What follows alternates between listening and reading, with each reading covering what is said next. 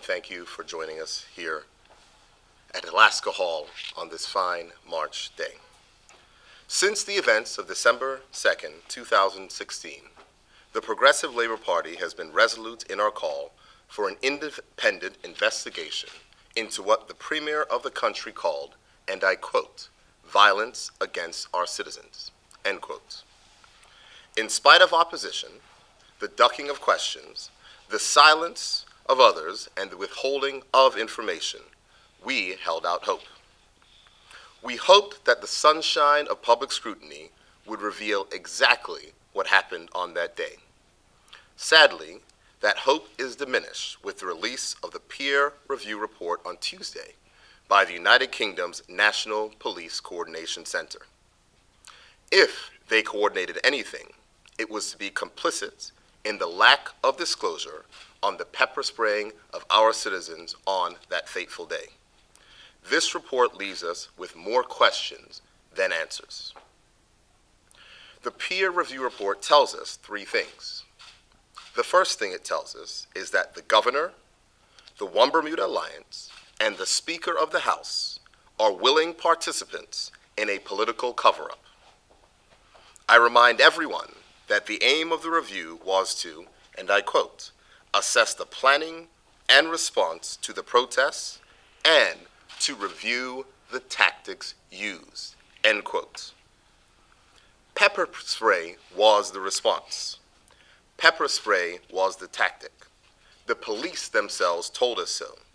Yet, we read nothing in the review about it.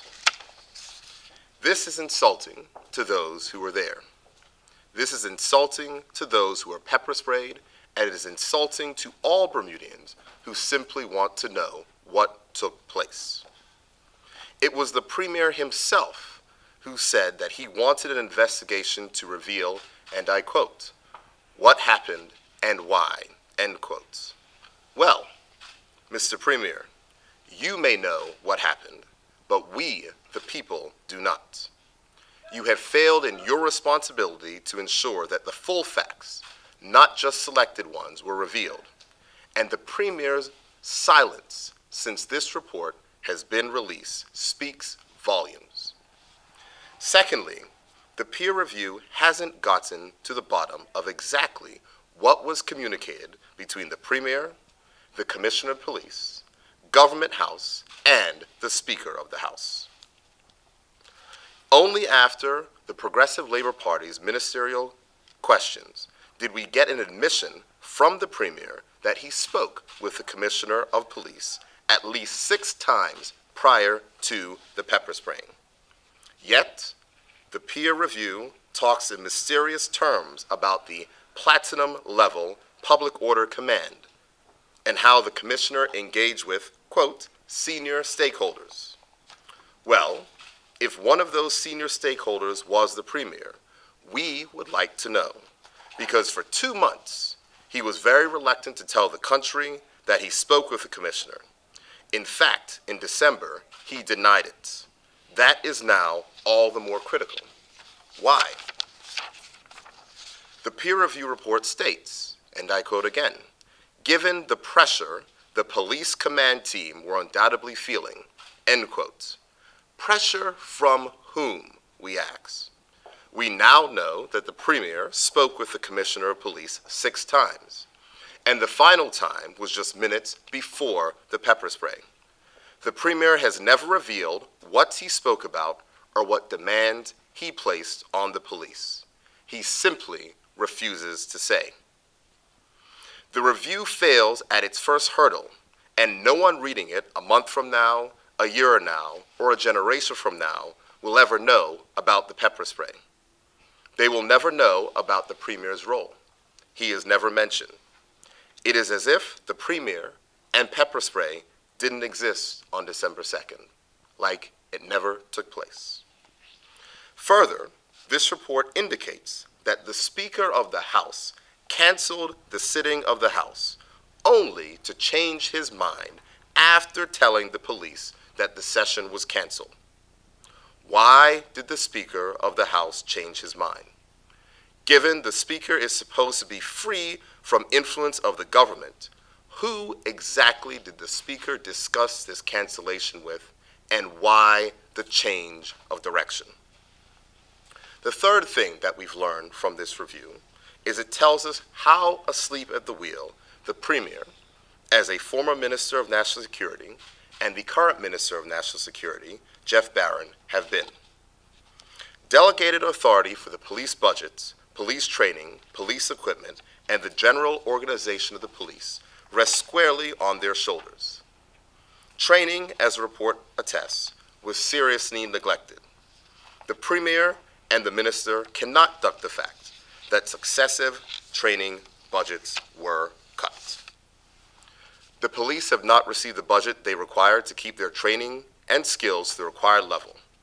Officers on the day knew it, the Commissioner knew it, the ministers knew it, the public suspected as much, and now we all know. The Premier, the Minister, and the OBA government cannot claim that this has come as a surprise. They neglected the call of the 2014 National Security Defense Review, which identified the importance of maintaining public order training for public safety's sake. They failed. In other jurisdictions, someone accepts responsibility and resigns. But in this instance, the Commissioner, Speaker of the House, Premier, and Minister do not think they bear any responsibility for what took place. I am not going to call for their resignations today, as there are many who should have long since tendered those resignations. But it seems that all are comfortable to be complicit in covering up the facts of what took place on that day.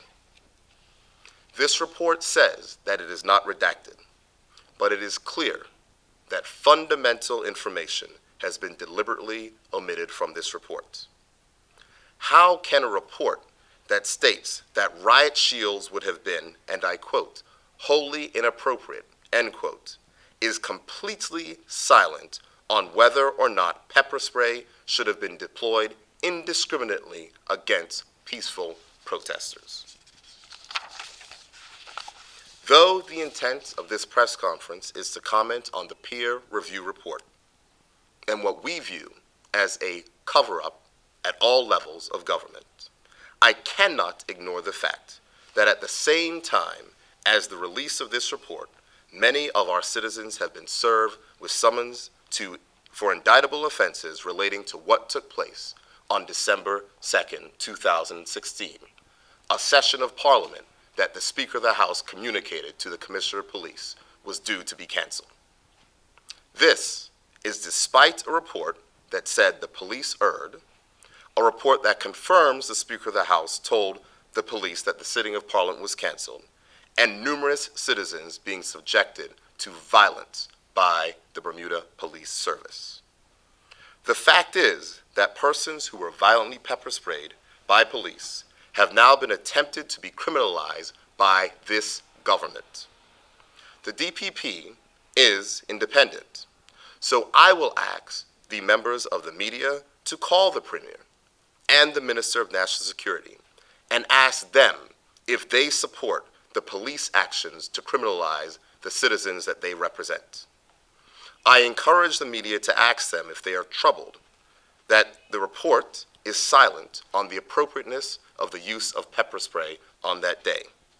I challenge members of the media to find the Premier, who is not normally afraid of a camera, and ask him if he requested that the Speaker of the House would have Parliament sit after the Speaker decided to cancel Parliament. Whoever made the call to insist that Parliament sat that day is responsible for the actions that took place thereafter, and that person needs to consider their position and do the right thing by the people of this country.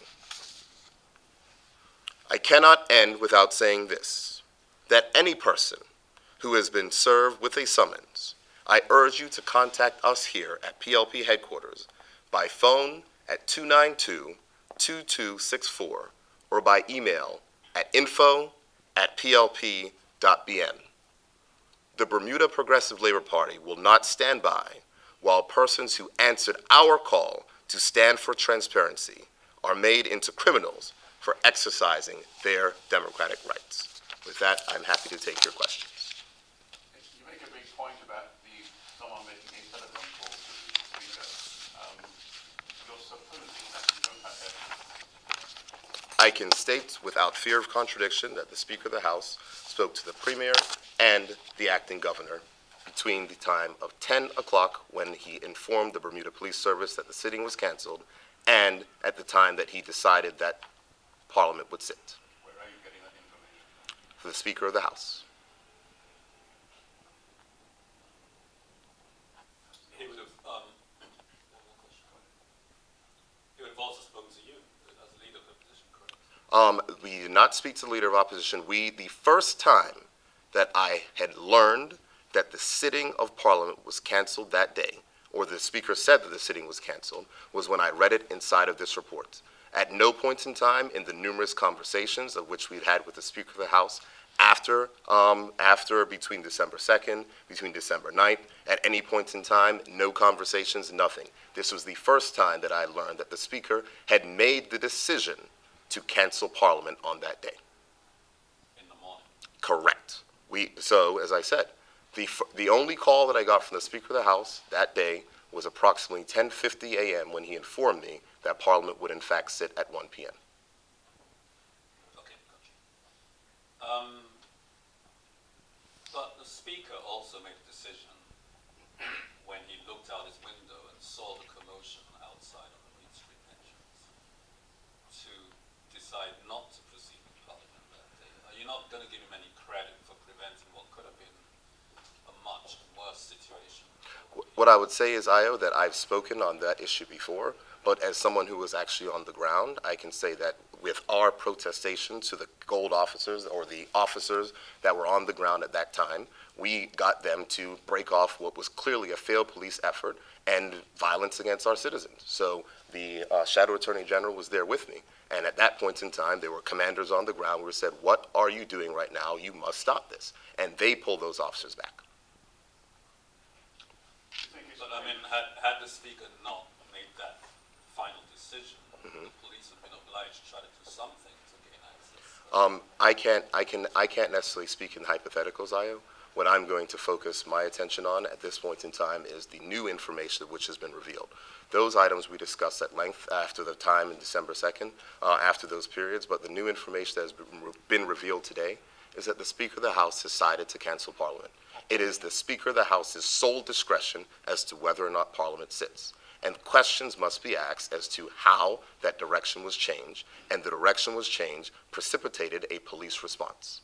It is our view that this report does not touch on it, it barely scratches the surface, and answers need to be given by persons in authority as to how all these events came to take place.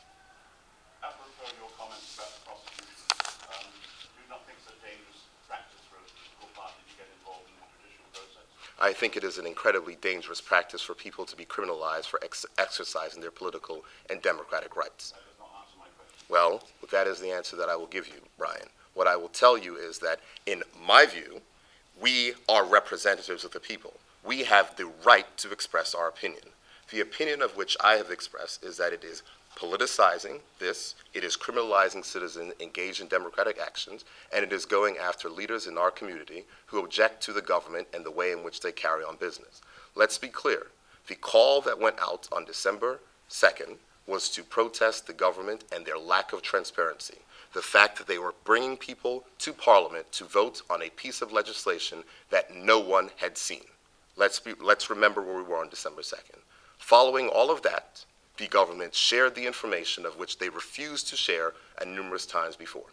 Let's remember where we were. It is important because everyone wants to talk about the airport. Everyone wants to talk about all the items around it.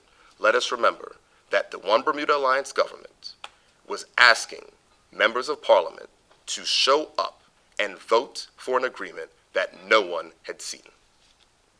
Nothing to do with the prosecutions of protests. It has everything to do, Brian, because the fact is that the people were out there answering our call to stand for transparency and to say the mockery of democracy that would be taking place if members of parliament were asked to vote on something that they had not seen. But you mentioned the DPP yourself. They're the ones who made the decision. Absolutely. The DPP is independent. The question is whether or not we have stated our position. The question that the people of this country need to know is whether or not the government, the premier, his ministers, support this action of prosecuting the leaders of the unions and the citizens on that day. They have no right to have an opinion. That is your view. I believe that everyone has a right to have an opinion, Brian. Okay. Sorry, I just need further clarification. Between 10 o'clock and 10:15 on that morning, as far as you were concerned, the House was not going to sit that day, correct? I will tell you again, the first time that I learned that the Speaker had given an indication to anyone that Parliament would be canceled at 10 a.m. was when we read it in the report. So at 10:15, your understanding was it was postponed to 1 o'clock? Not 10:15, 10:50. 10:50, sorry. Yes. Your understanding was it was going to be At that postponed. point in time, I received a call from the Speaker of the House who informed me that Parliament would sit at 1. The decision that Parliament was canceled was clearly relayed to the Premier, was relayed to Government House, and was relayed to the Police Commissioner. It was never relayed to me as leader of the opposition. Well, was the opposition in favor of it sitting at 1 o'clock? We don't have a choice.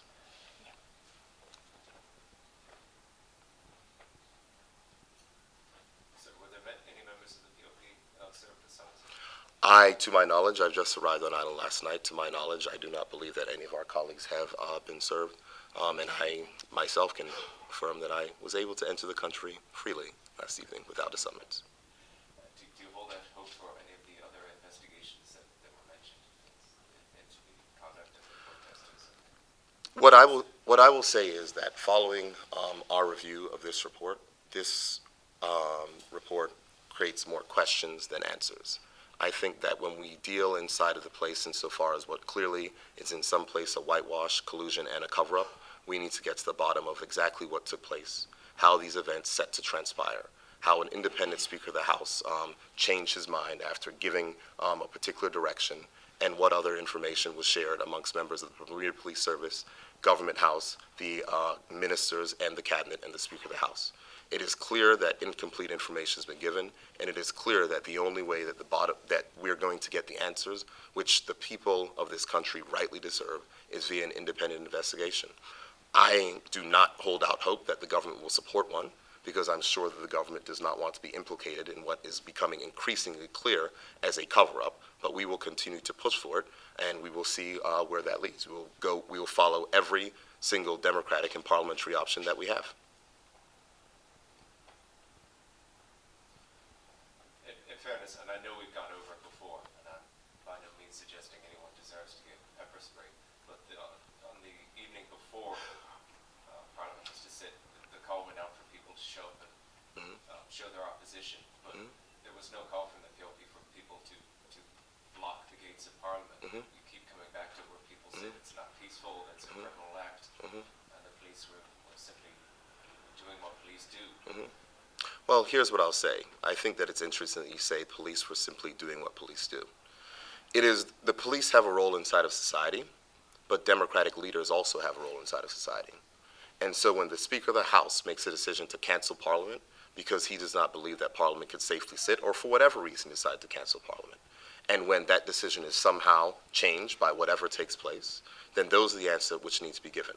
The fact is that the police were doing their jobs, and it's not an issue as to whether or not we have a question clearly with their tactics, but the police were to facilitate Parliament sitting from whatever way they meant. The issue at this point in time, especially given that we've now learned that the Speaker canceled the sitting, is what transpired between the time that he canceled the sitting and decided that Parliament would sit at 1.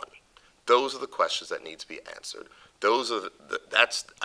From this entire report, apart from the fact that it does not mention pepper spray, the most the most glaring item which stood out to me was the fact that the Speaker canceled Parliament and then decided that Parliament would not be canceled. And we must know what took place in between that time. But as Speaker of the House, he was well within his rights, no matter how he made the decision, to make that decision. Absolutely. The question is why? Why? Because it precipitated the police force in helmets arriving between 10 o'clock when he made the cancellation and 1. And one thing I would say, Io, and I'm not trying to make light of the situation, but for those of us who know the Speaker of the House, he's incredibly stubborn. So it seems rather out of character for him to change his mind that quickly. I'm not going to speculate on why. I'm not speculating either. I'm hoping that that we will get the answers, and whether that's done independently through the process or whether that's done by the media. But I hope that we will get the answers because the people of this country deserve them. Well, I guess my point really is when the Speaker, who's in charge of that process, makes a decision that's well within his purview, the question why really applies. I mean, you can argue in Parliament that he may not be following the rules or whatever, but he's the final decider, isn't he? There is no discussion, there's no debate on that point. Okay. My other question is, do you share any or accept any responsibility whatsoever for what happened on that day? Absolutely. The persons who came out that day, Io, were responding to a call that we had made for transparency.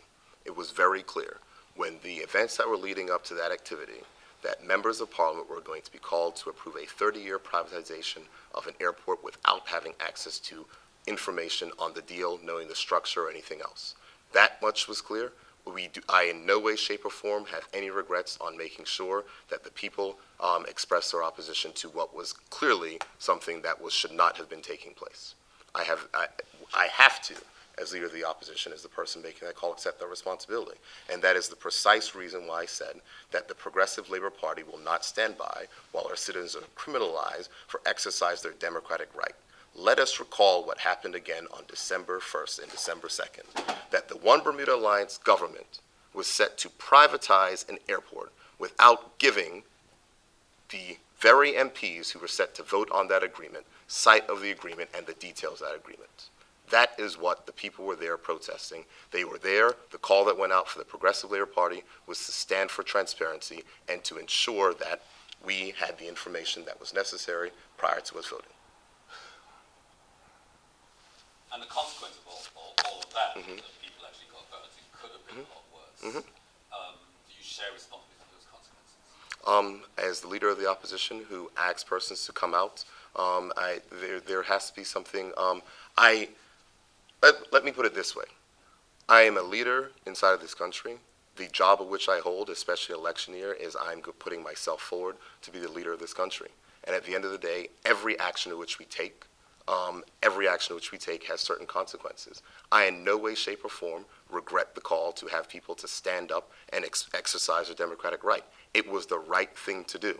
What was the incorrect thing to do was for when the situation on the ground presented itself was for the Speaker of the House to cancel Parliament and then for Parliament to sit. What was not the correct thing to do was for police to attack peaceful, unarmed protesters. Those were not the correct things. I cannot bear responsibilities for the actions of the Speaker of the House, and I cannot bear responsibility for the actions of the police. What I can say is that the Progressive Labor Party put the call out to stand up for transparency, and we stand by putting out that call because, in our view, it was the right thing to do.